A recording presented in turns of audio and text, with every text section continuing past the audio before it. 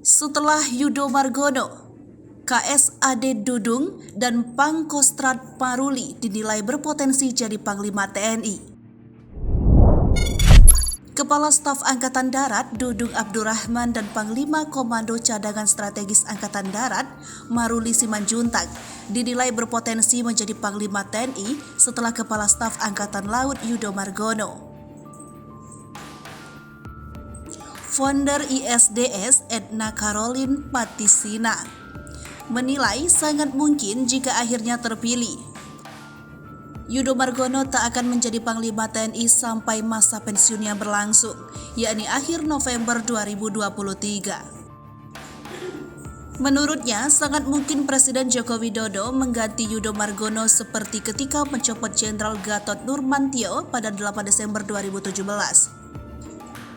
Padahal Gatot Nurmantio baru pensiun pada 13 Maret 2018. Dalam pandangan Edna, skenario ini membuka peluang Dudung Abdurrahman untuk menjadi Panglima TNI, sehingga kursi KSAD kosong dan dapat diisi oleh Maruli Simanjuntak.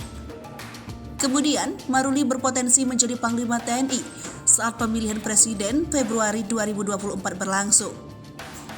Diketahui, Yudo Margono menjadi calon tunggal Panglima TNI untuk menggantikan Jenderal Andika Perkasa yang bakal pensiun 21 Desember 2022.